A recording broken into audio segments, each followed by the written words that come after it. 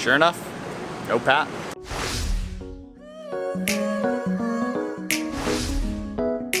It's kind of part of the deal when you start marathon swim training. Morning, Trainiacs. Welcome to Groundhog Day. Bill Murray's in the back doing flutter kick, and Annie McDowell is off doing dryland work. This is almost frightening. That's Pat's bag. That means no Pat. Pat's version of rest week is taking about 200 meters where he doesn't leave the swim lane. The fact that he's not here today makes me scared. Oh, yes! Sure enough, no Pat. Does this mean I've surpassed him? Or would it be surpatting him? That was awful. I'd like to apologize to everyone for that joke.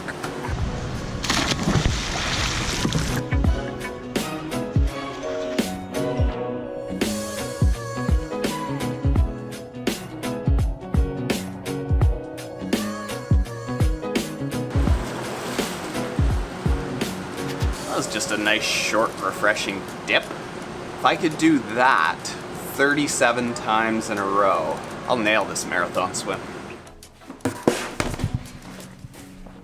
All right, Trainiacs, this is Taren Analyzes His Swim Stroke for y'all, take 2.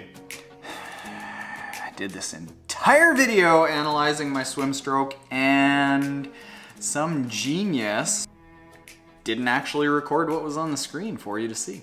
On my game. Basically, all of the video that exists in the vlogs of me swimming is in super fast motion time lapse, and you can't actually see what it looks like when I'm swimming. So I'm actually going to pull up a couple of videos that were taken in November of last year and I think February of last year to show you what my swim stroke looks like so that you can learn from all the awful things that I do and maybe pick out the one good thing that I do swimming. Record. Yes. 1,000 times yes. Start recording.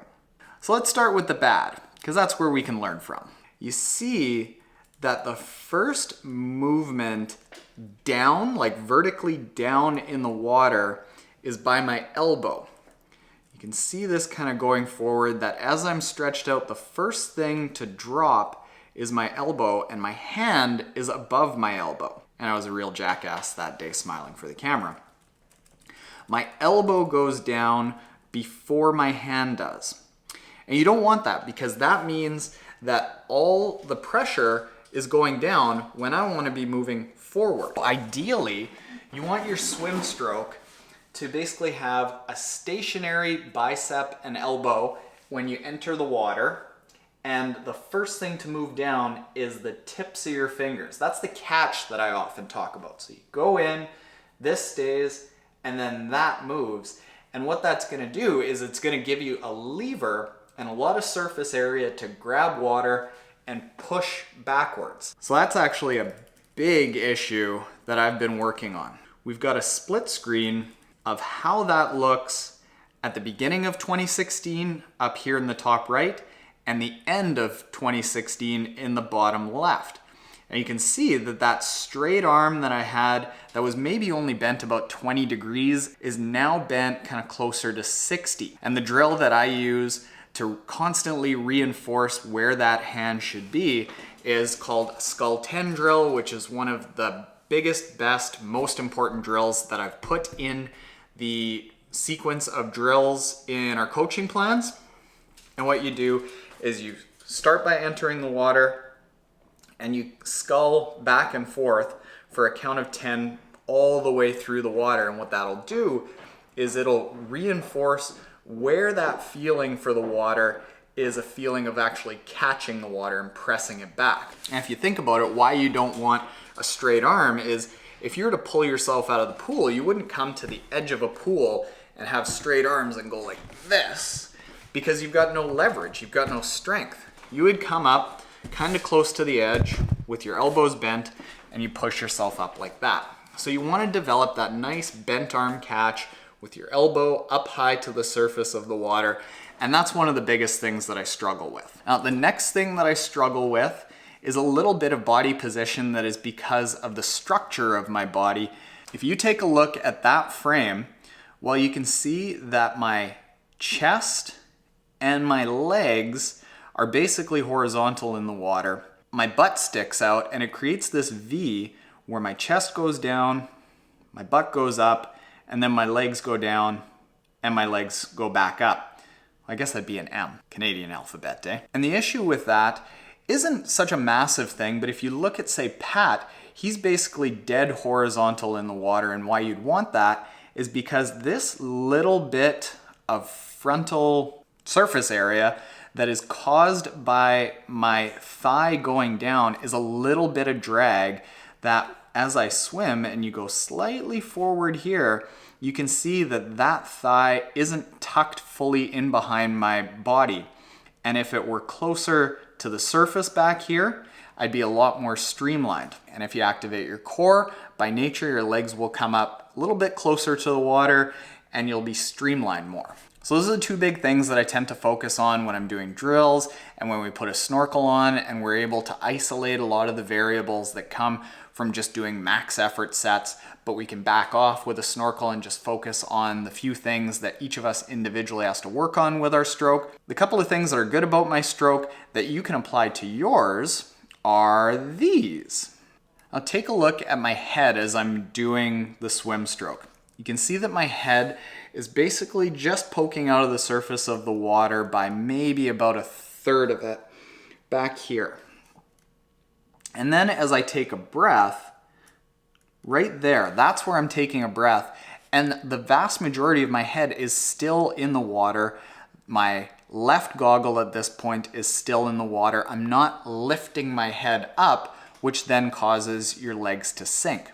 I'm just doing a very, very small head turn and keeping the majority of my head in the water.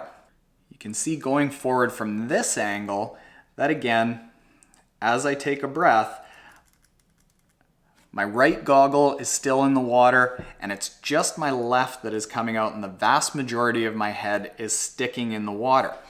Why you're able to do that is if you aren't lifting your head and you're just going forward, let's say this is the surface of the water, and your head is breaking the surface of the water. As you go that way and you turn your head, a little pocket of air is created like the bow that a boat creates in a water. So like that little bit of wake that comes around your head creates a little pocket of air that you can grab there, and you don't have to lift your head out of the water, causing your upper body to go up and your legs to sink. That keeps you nice and streamlined. So always focus on having one goggle in the water. The next thing that is good is I've got good body rotation here. Think about your body rotation like this. A tugboat just kind of stays really wide and flat, and it pushes water that way and moves really slow. A ski boat, a jet boat, a really fast boat is very narrow. It's sharp in the water. That's less surface area that it needs to push. And what you try to do is roll back and forth with your body, and you can think of it like a pig on a spit that's rotating around, and you're just set forward with a straight line going all the way through your body, and you just rotate back and forth. You can see that as I swim here, that I rotate back and forth, and I'm probably closer to the surface of the water with my one hip than I am horizontal. Like I'm turned more than perpendicular. I'd be more than 45% of the way turned. Same with the other way. That I'm almost completely facing perpendicular from the surface of the water. And that allows you to just turn that slight bit and grab a breath. Other things that are really easy for you to look for is notice how as I'm swimming, there are very few bubbles coming off the surface of my fingertips. That's a good thing because that means that you're not creating a bunch of water disturbance and causing bubbles. You can't grab air and push yourself forward, but you can grab water and push yourself forward. So if you think of entering the water with your stroke, kind of like going into the slot of a mailbox. And as you come, you just enter and push forward. You don't slap down. Slapping down creates bubbles, but if you go and just enter like that. And there's no bubbles as you look forward. That lets you know that there's a really good amount of surface area that you can grab. So keep an eye out for bubbles and try to limit it as much as possible. Finally, the last thing that you want to look at is how much you kick. The kick is the foundation of a good swim stroke because it helps you move side to side and it keeps your feet up close to the water. But that doesn't mean that you need to kick a lot, because kicking a lot uses up a ton of oxygen and it's going to tire you out because the legs are the biggest muscle in the body. So what I recommend is kicking as little as you can, but just enough to keep your feet up close to the surface of the water.